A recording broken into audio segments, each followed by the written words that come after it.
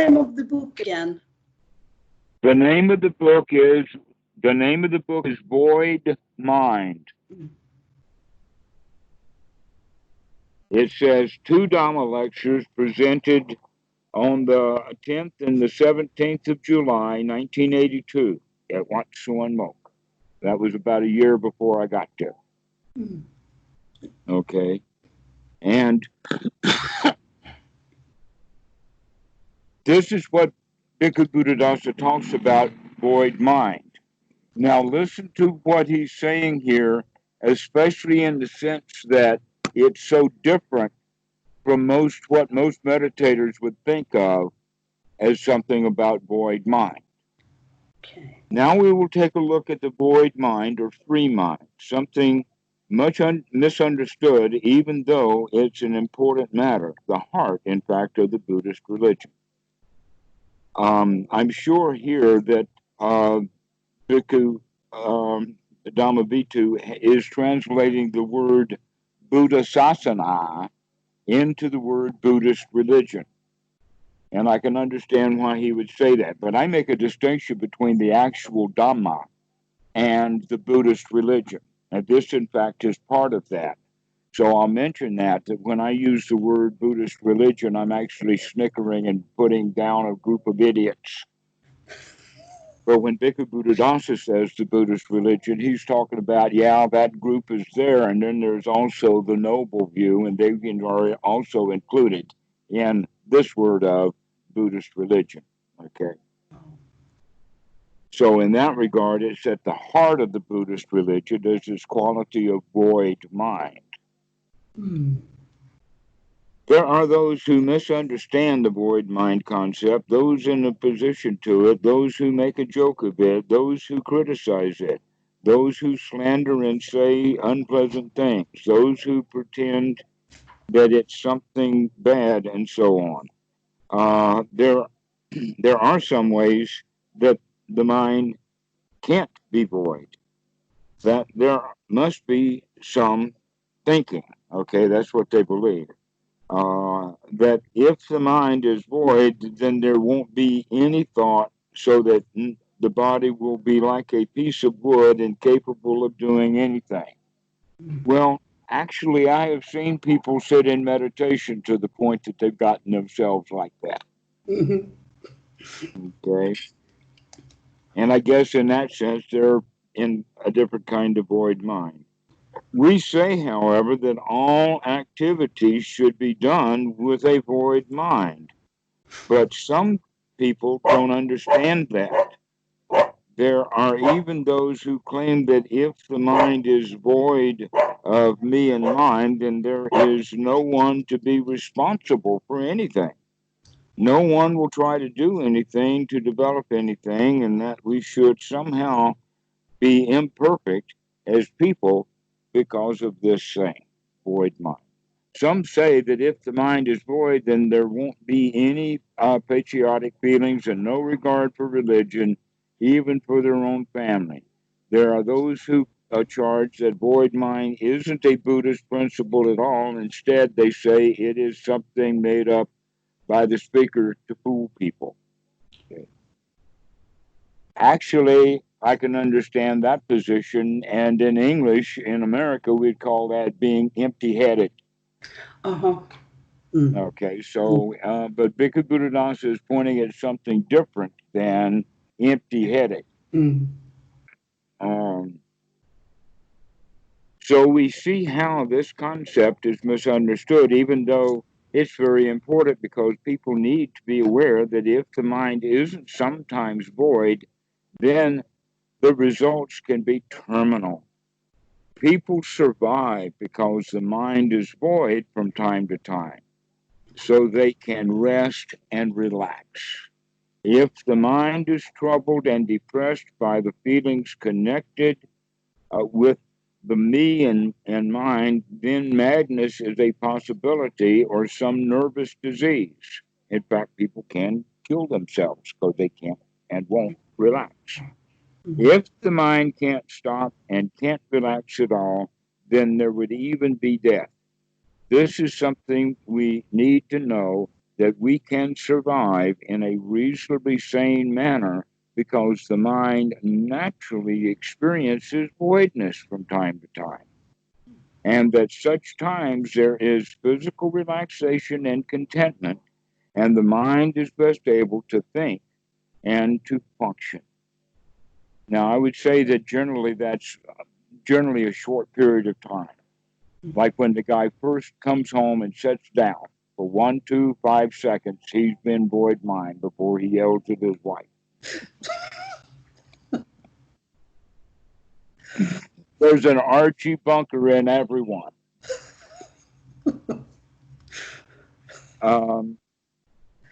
Now, regarding the void or free mind, we will split the matter up into 3. There is voidness by way of samadhi, voidness by way of vipassana, and voidness by way of nature. The voidness that happens quite naturally. The voidness of samadhi occurs when someone is at any level of jhana. I stop, I rest my case, I'm ready to close the book now. He's just said what I wanted to hear. I wanted to know that Bhikkhu Buddhadasa said that because I've known it to be true, and now I've got solid evidence that I got it somehow or another from him, and now I've got solid evidence of that. The voidness of samadhi occurs when someone is in any level of jhana. When fully into jhana, there is freedom from defilement, and the mind is fixed on the components of the jhana or on the signs that we're using as an object. At such times, the self-thought is absent. There is no thinking that I have entered jhana or that I'm concentrated. In fact, if we do so, we throw ourselves right out of it. That's one of those kind of thoughts that'll throw us out of being in jhana. If there is, then there is no possibility if really being samadhi. So we need to forget the I completely and leave the mind to fix on its object, on the object of samadhi, until the factors of jhana are fully arising. In all levels of jhana, the mind has the characteristic of being free of the self idea. In the Pali text, this is called inner voidness. There isn't, that's interesting. Dhamma Bhikkhu, my friend, translated something out of the Pali into the English where Bhikkhu Buddhadasa intended it to stay in the Pali. Uh-huh. In the Pali text, this is called, and it should be a Pali word, but it's not. It's what he called inner voidness, which that would actually be possibly vihara sunyata, but I don't know. I don't know what it actually was to Pali. But the translation is inner voidness. There isn't anyone doing the knowing. This is freedom. At such time, there is no defilement, no nivarana. That's the hindrances or the obstacles to our focus. They're all put to sleep. The thoughts of me and mine are absent, and there is a focused mind fit for work. In this kind of experience, there is contentedness, purity, stability, but there is also agility of the mind. Now, that's one that I don't put a lot of point to, but yes, now the mind is really agile. It's really nimble. Why is it nimble? Because we want to be able to maintain this state. And so we go on guard. We keep that mind nimble and quick so that if any hindrances come back up, we'll know it, okay?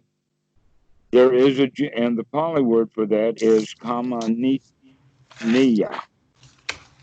Aniya, which is to say that the mind is nimble, quick, and able to do its proper duty. Such a mind can do anything well. If the mind isn't like this, then it isn't in samadhi and won't be able to function properly. Here, Bhikkhu Buddhadasa is kind of pointing at this first jhana should be our walking around state of mind. We can still function and do anything, but we're doing it with a mind that's fit for work and void of the bad feelings of personality. We're void of that self and everything associated with it. Hence, we can work with a void mind, especially when it involves the mental work connected with the attainment of the path, the fruit, and nibbana. So he's saying, yes, not only is it true for all of our work, but when we're really focusing on the Dhamma and really looking at what's going on, then the mind can be nimble, it can be quick, we can put insights together, we can figure out what's going on in the mind.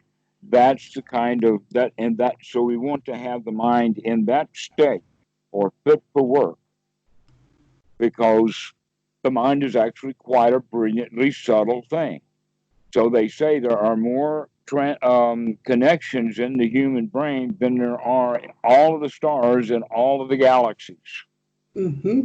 Okay. So we are really well connected.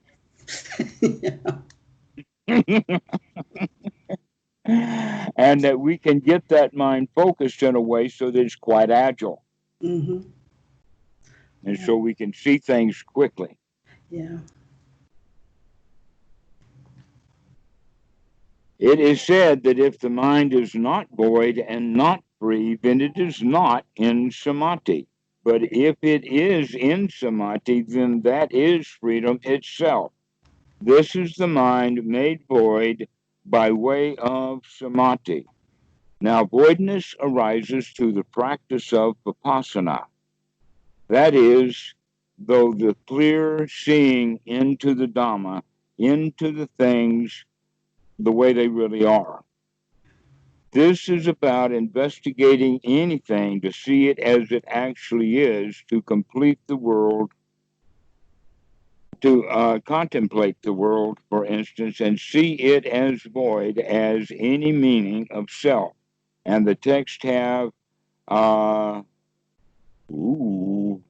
a long one. Atina va, no, I'm not going to do it. The It's really saying that the world is void. The whole business, no matter what, the entire world is void of any self. There's no self anywhere out there. For instance, there's no self in gold. There's no real goldness. What's the value in gold? It has properties, but we can find all kinds of other things that have those same properties. But so there's no real reason to have value in gold. No. Until it's my gold. And now it has some meaning, mine. That's where meanings and things come from, is when it's owned or controlled. Yeah. But the world in general, which is out there and out of control, there's no one really in control of the world, which means there really is no self out there. There's a set of rules, but it's mostly chaos. He says then, in adding this word, no matter what, the entire world is void of self. There is only a flow of idiopapajayata. That word in Pali I know. That's one of Bhikkhu Buddhadasa's favorite words. There is only the flow of idiopapajayata, which means only the flow of cause, effect, cause, effect, cause, effect, just like dominoes. The first domino hits the second domino. The second domino then falls over. And when it does, it may hit two dominoes. Oh. And when those both those dominoes teeter and fall over, it may in fact hit four dominoes, and so things can really grow in that regard also. That cause effect, and right now we're sitting in a sea of cause and effects that are happening literally uh, at the rate much faster than a twentieth of a second. Mm. While there's many hundreds and thousands of millions and trillions of molecules all around us, Mm. and they're all interacting with each other. Yeah. And so coming to understand that, that's the idea of Vipassana. There's no self out there Huh. anywhere. It's just literally, it's a mess. And the better in tune we get with that mess, that selfless mess, then the closer to reality we are. There is no self entity involved. There is nothing that could be clung to as a possession. This entire world is just paticca samuppada Dhamma. Mm. A paticca samuppada Dhamma is something that arises in dependence on other things. The world, because it is not itself, exists. It must have come to be dependent on other things. So it's called paticca samuppada Dhamma. There's something about that. Look at what he's talking about is that if something actually exists on its own, then that means that it would not be subject to cause and effect. Mm. Mm. But in fact, we don't know of any such thing. Mm. All we know is everything comes to arise and passes away depending upon conditions. Yeah. Mm. Even we've gotten to the point of building a place called CERN so we can prove that to ourselves right down to the tiniest of particles. Yeah, we can blow them all up. Yeah. Yeah. Everything is subject to paticca samuppada Dhamma. Mm. Everything is idiopapajaya Mm. which means then that we can see a mutual interdependence that can be seen in everything. In all things in the world at large, a stone or a grain of sand cannot exist by itself and must arise dependent on other things. It's got to depend on something else. The tree arises in dependence on many things. For an animal to exist, it depends entirely on the necessary conditions being present. Even us, we are born and we continue to live out our lives in dependence on a certain set of conditions being present. And this is what we call the world. But it also is the solar system, the sun, the moon, the stars, everything, the entire universe is out there. But since everything is interdependent, and a really clear example of that, that the planet Earth is completely dependent upon the sun. Yeah. If the sun went out, Yeah. things could get really cold and dry in a hurry. Yeah. Yeah. So we are completely dependent upon things Yeah. and interdependent. And the sun itself couldn't exist if it didn't have the necessary ingredients within it that cause the galaxy that it's in, and so on and so on. Everything is completely independent or dependent upon something else. Mm. Like life itself, in the way that it formed on the earth, was dependent upon the earth getting into a certain condition so that life could actually exist. Okay, so somehow on the planet Earth, that condition happened. They also understand that those things are very close to things called stromatolites, which were the ones that took all of the carbon dioxide and everything out of the atmosphere and uh, captured it. The carbon dioxide was captured in the forms of carbon, leaving us to have an oxygen atmosphere. But that took a long time because there was an awful lot of iron out there that was gobbling up all of that oxygen. So after all of the iron got its fill of all the oxygen that some stromatolites are putting out there, now we have an atmosphere that humans or that animals could actually exist in. Mm. And so you can see everything is really dependent. Yeah. And that seeing that is that vipassana, Mm. that deep insight to recognize, wait a minute, I am not who I think I am. I am Oh, far too dependent on everything else around me to think that I am, yes. because I only exist dependent upon conditions. Yeah. Mm. Yeah, it gives some perspective to life. Really. Let's see where we were. Okay, when the globe of the world forms, then it supplies the causes and conditions for arising of everything that will populate it. First, the world as a ball of fire, which gradually cools down, gradually hardens and dissolves into various elements, and then into various things. All of this happens in dependence on the conditions being present for them to happen. Try to remember these words, even if they are a little strange. Paticca means independence, and samupada means arising. Okay, everything that can arise arises dependently upon something else. Paticca samuppada means something dependent arises. There isn't anything that isn't dependently arisen, except for one thing, and that is nibbana. This is kind of a joke, but it's a cute joke. But after from that, all things are so. In this body of ours, every cell is dependently arising, every particulate, every atom, everything that we believe to be mine or me. Now, this me and mine belief is is it right or is it wrong? Do we believe in something that disagrees or with truth of nature? Well, Dhamma represents the fundamental truth of nature. And the truth of nature is that everything is actually dependently arisen. When we manage to see in this way, then we know that all things are void of self, that there is really only the flowing on and the spinning around of Paticca Samuppada Dhamma, dependently arising and ceasing without end.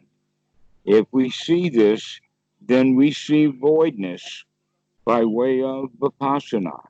If we have true voidness, or true wisdom rather, if we have true wisdom, we will see all of the forms, sounds, smells, tastes, touches, mind objects, all of these sense objects as dependently arisen and therefore void. So don't fall in love with anything that is void.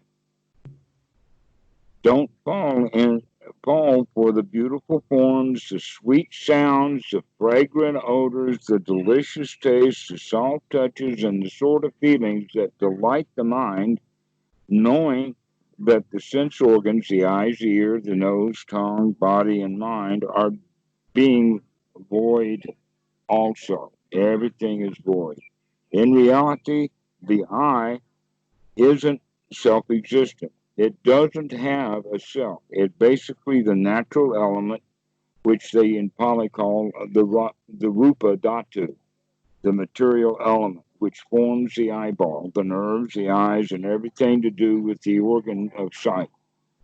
Then there is the wonderful element called vinaya dhatu, the consciousness element, by which whenever the eye sees a form, it will come to its duty, and this vinaya or consciousness will arise, and seeing will happen.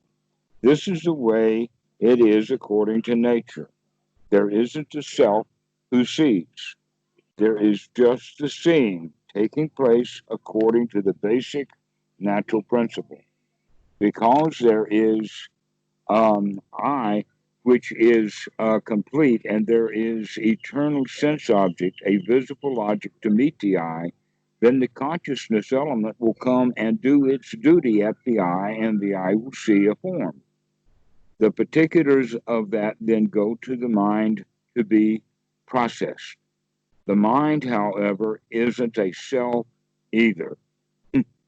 If we know in this way, then we know voidness through the Vipassana method, observing anything, observing all things together, observing them separately, observe the body intently, the body externally, the body internally, and observe other people whose world is also void, but they don't know that. When we see this internally, then we will see it externally too. If we see voidness in ourselves, we will also see it in others. We will see how the world is void and how other worlds are void, and we will know voidness by way of clear understanding. And that's the birth of wisdom. Now, regarding the voidness that occurs naturally, here we need to understand the normal mind. The mind, when there is nothing interfering with it, when it's without nirvanas, without kilesas, it's luminous. At such times, it could be called the original mind, as it was in the womb. The intermediate disappearance of that luminosity happens because defilements enter, bringing with it the feeling of me and mine. For example, the mind meets anything that causes satisfaction. And then there is desire, followed by clinging.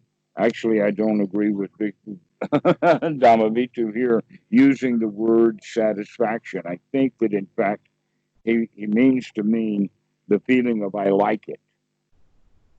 For example, the mind meets anything that causes a feeling of liking, and therefore there is desire, tanha, followed by clinging, upadana, to the idea that there is desire in me, the one who desires.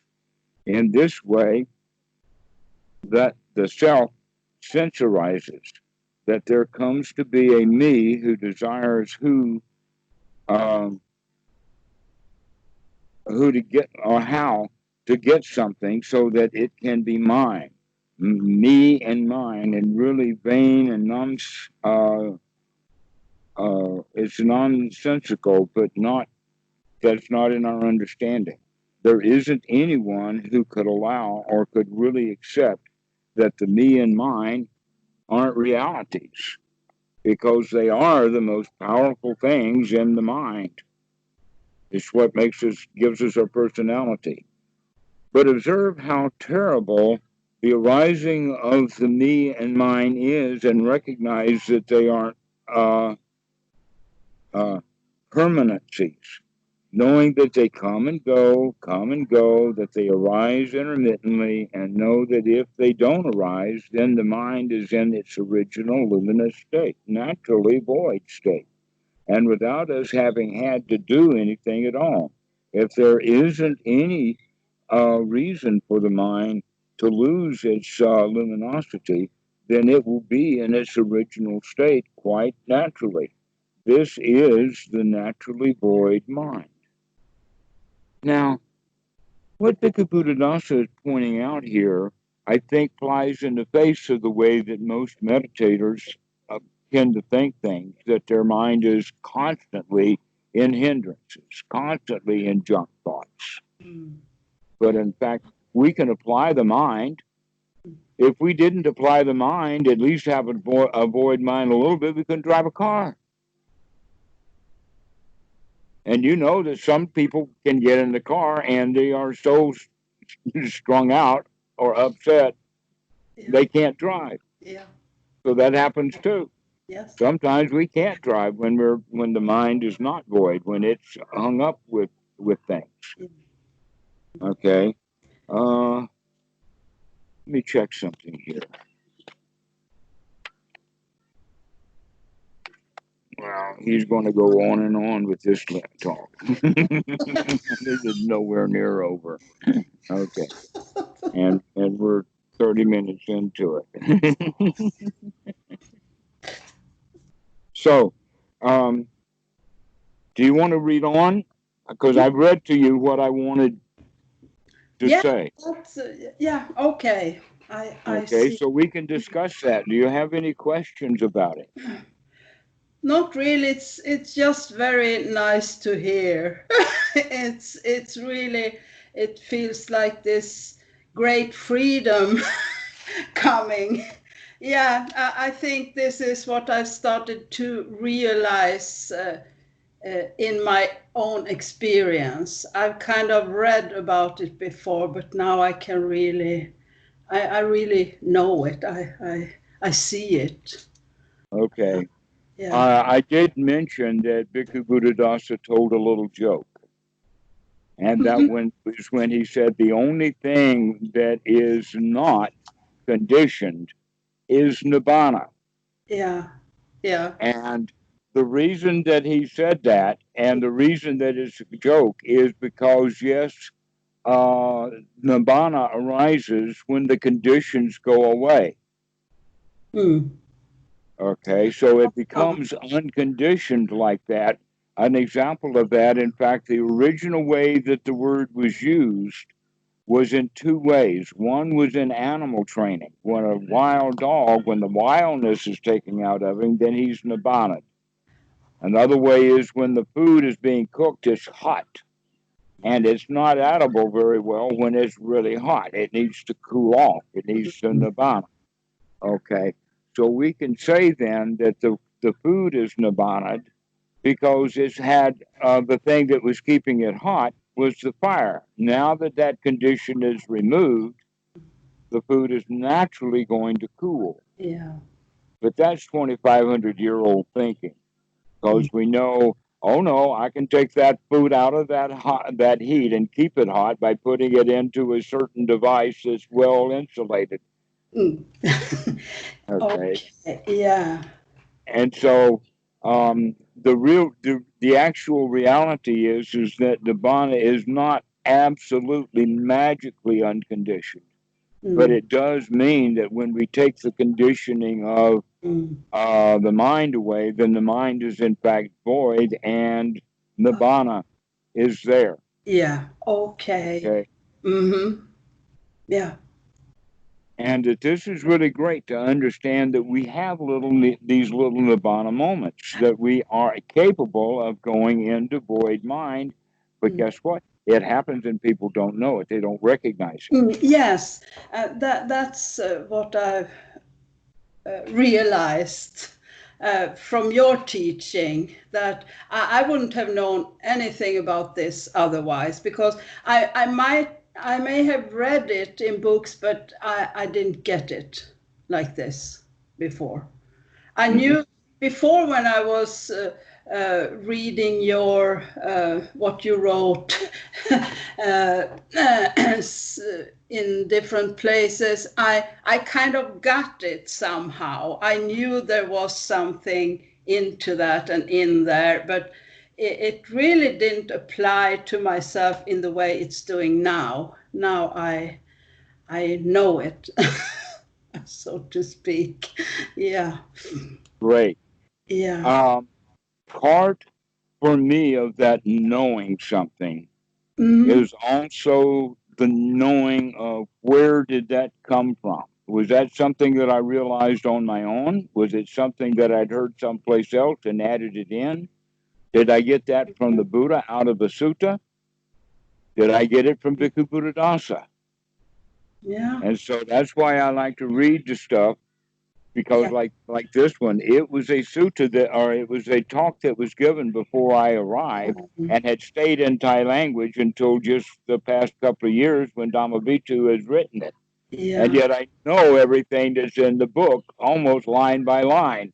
Yeah. But in fact, when I was talking to you, I recognized that, wait a minute, I better shut up because he's about, I'm about to read out of the book what I was going to say anyway.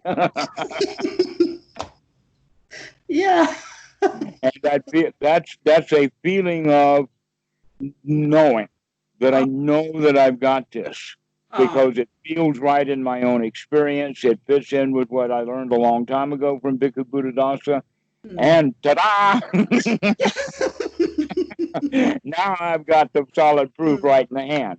Yeah.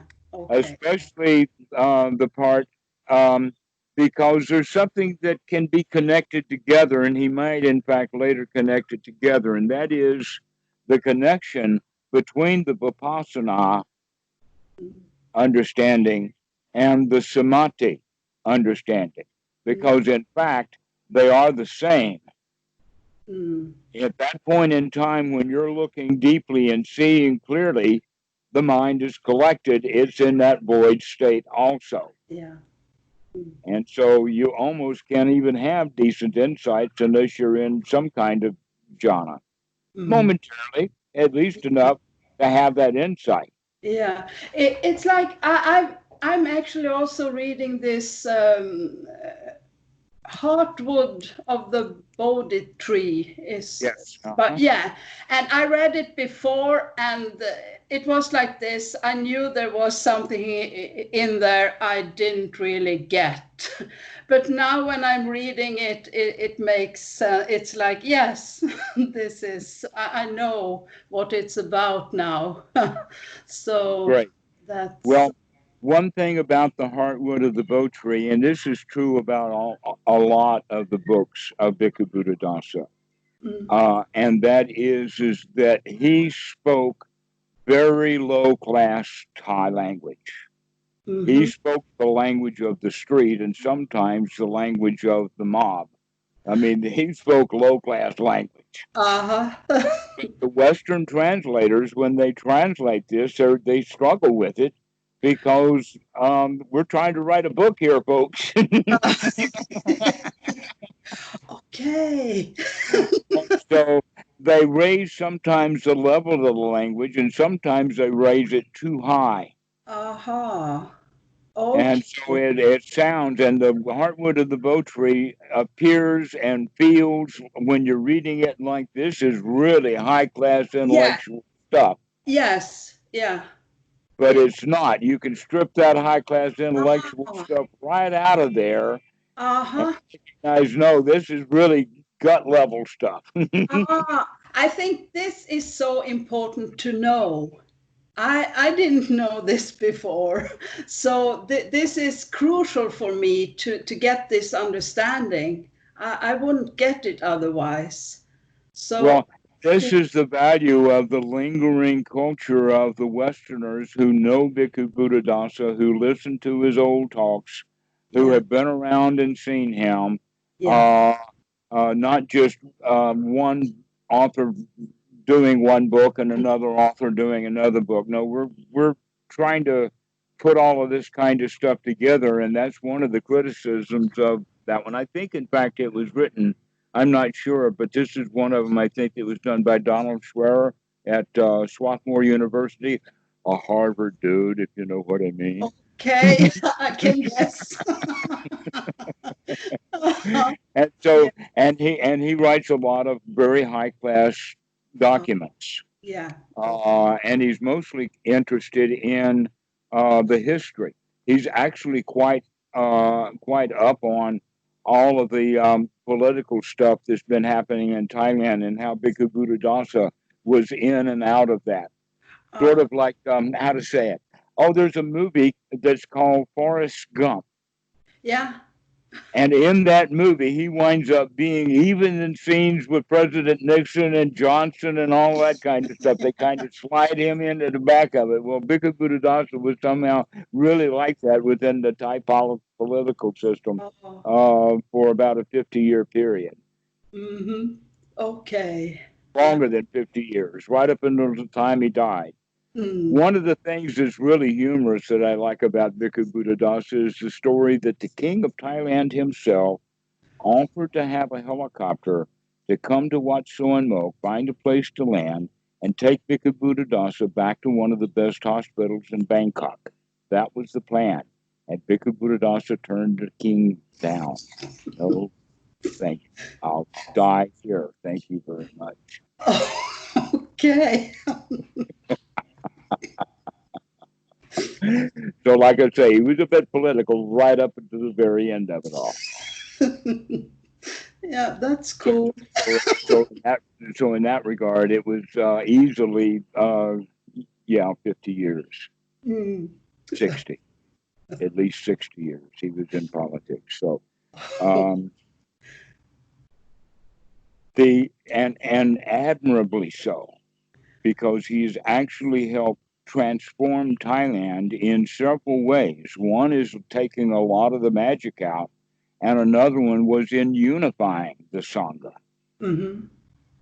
Mm. And so he collected when the elderly monks figured out what he knew and how he taught. It almost formed an organization of elder monks around him that is quite remarkable. Oh, And that the generation of monks that were there at Wat Soan Mok when I was there at Wat Soan Mok wind up being, let us say, highly sought in important Wats around the country to become the temple abbot. They mm-hmm. want an old teacher of Bhikkhu Buddhadasa to be the abbot of the various temples around. So that legacy is really strong in Thailand Mm-hmm. still.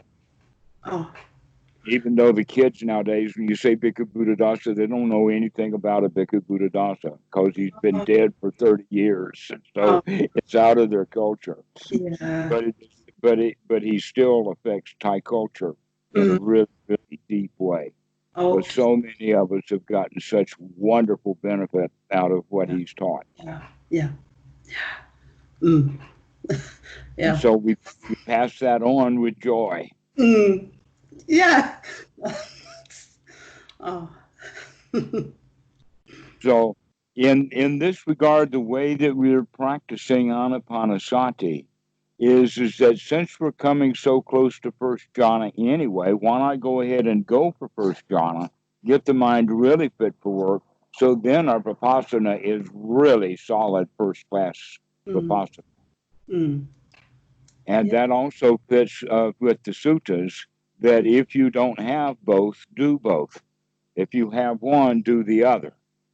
Uh-huh. Okay. Mm.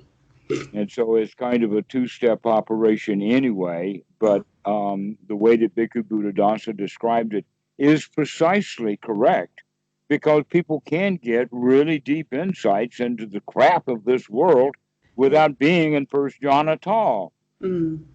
Mm. They can be thoroughly disgusted with it, Yeah. but it's not them that's disgusted, it's just Mm. disgust. There's no self in it.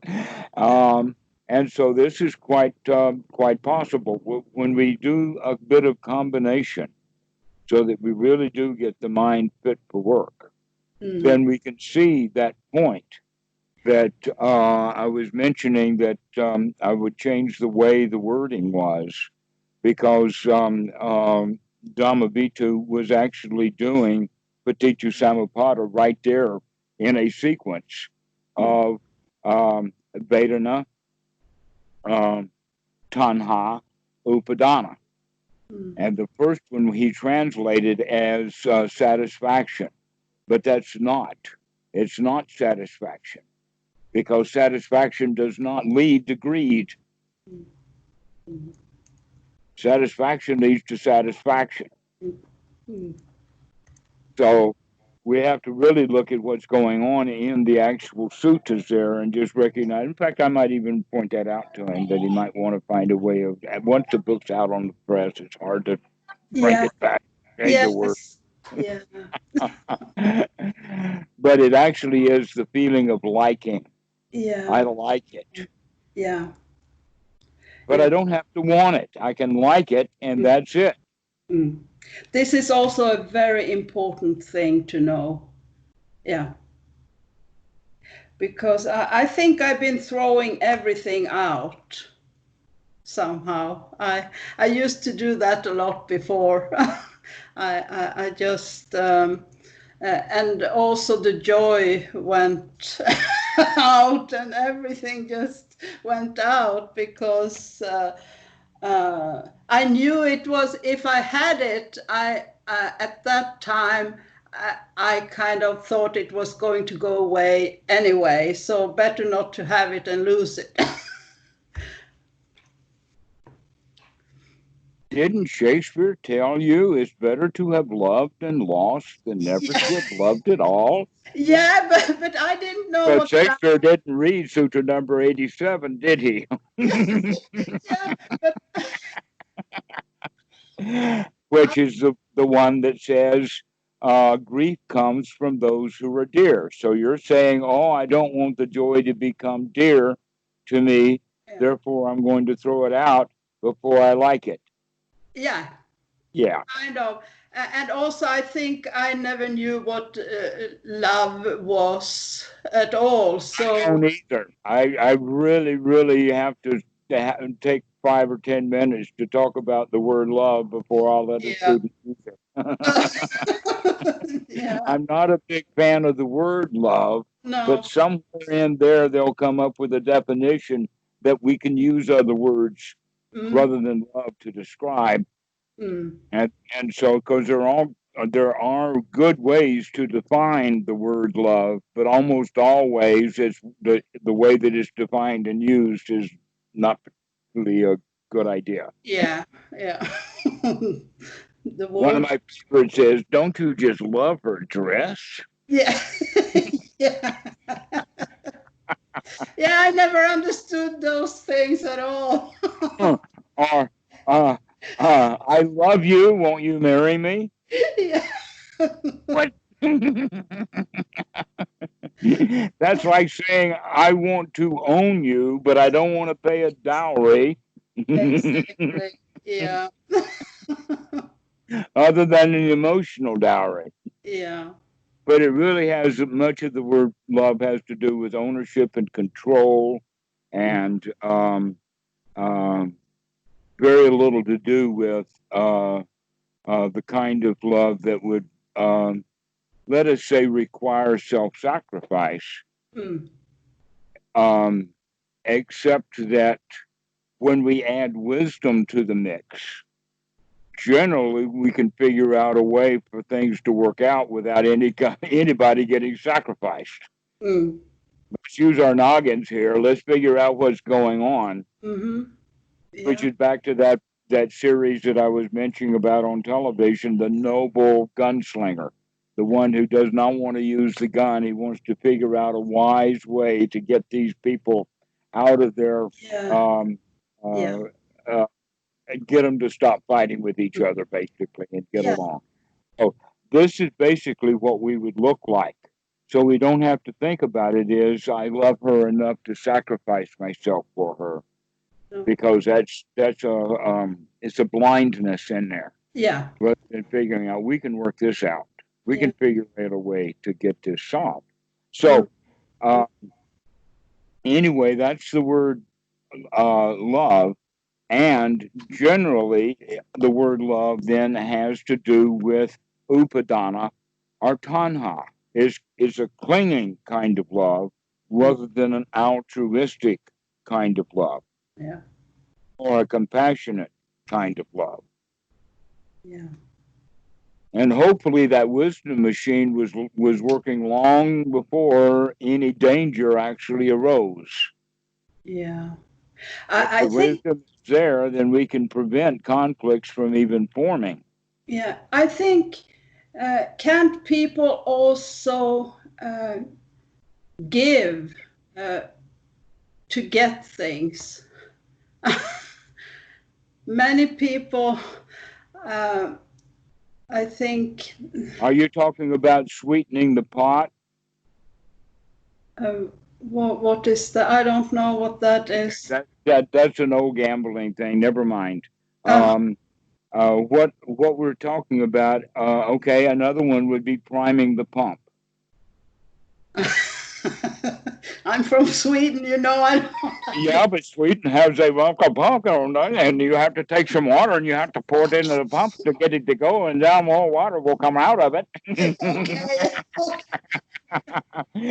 Yeah, that's what we mean by priming the pump. Yes.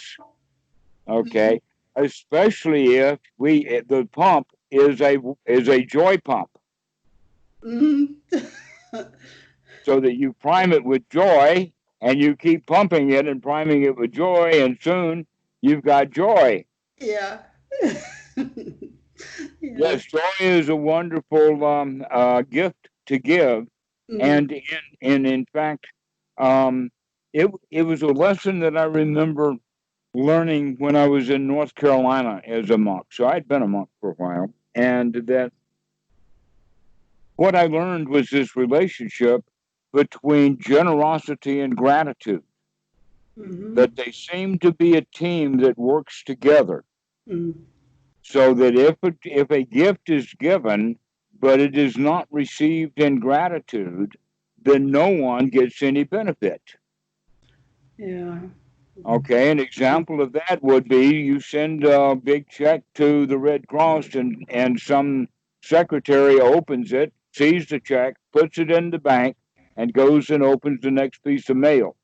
mm, She got no benefit because it wasn't going to her anyway. mm. Okay, so much for giving money to NGOs. I want to find someone who's going to eat what I'm giving them to eat.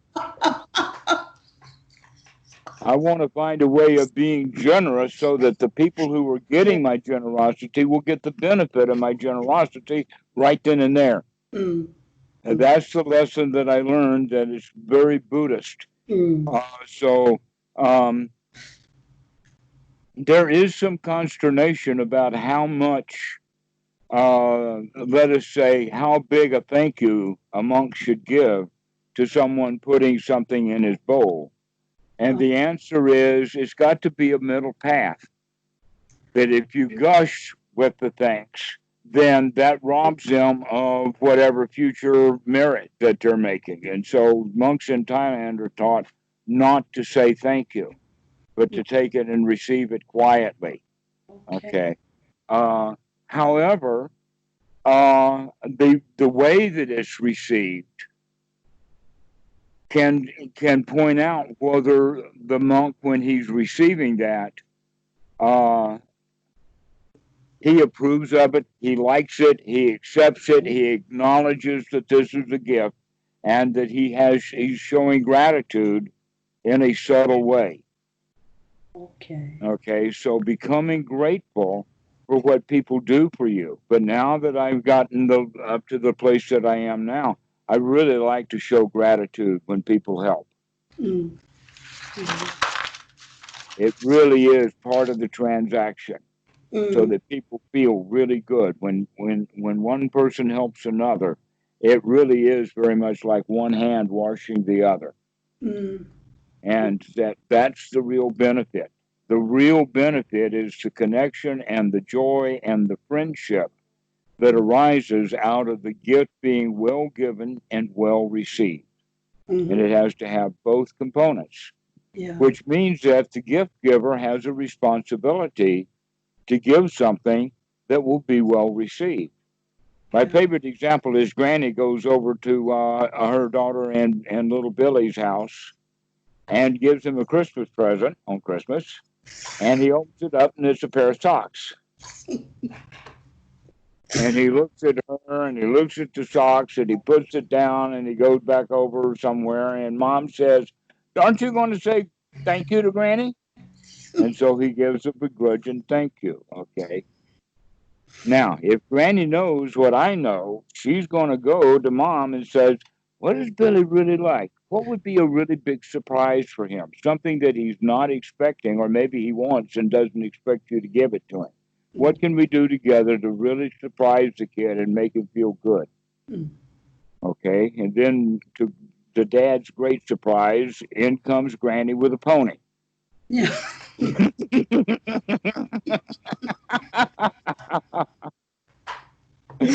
Or maybe the bicycle or something like that, to where little Jimmy, he's going to love it. He's going to say, "Thank you, Granny. Yeah. Thank you for caring about me." Okay. And that's the kind of bonds that the grandmother really does want with her grandchildren.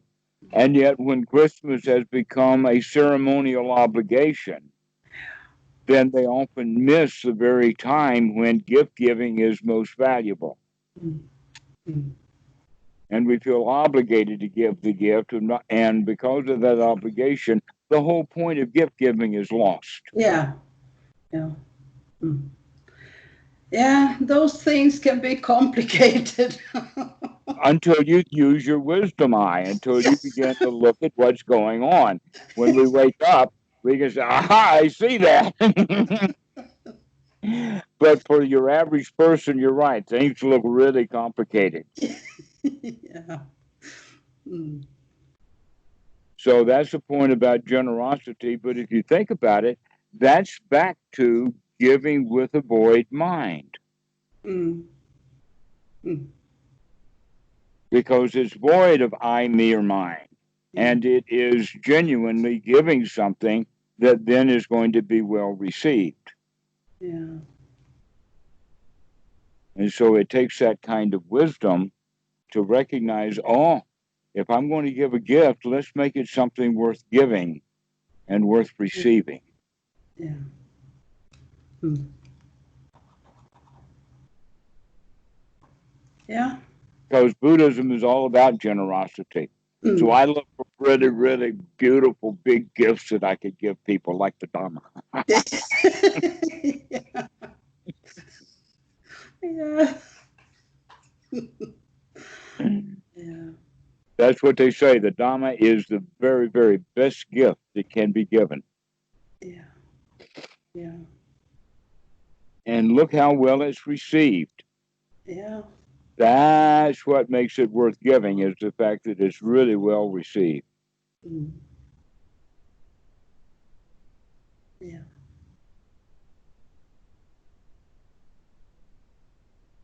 So, do you have any questions about today's book read and ramble? Not really. I have another one that if I could ask you after this recording. Okay, we can say goodbye on the recording and then we can continue to chat. So we'll say Yeah, goodbye recording and turn thank it you so off much. and go. How do we turn that recording off? I know I can do it somewhere. There we go. Bye bye.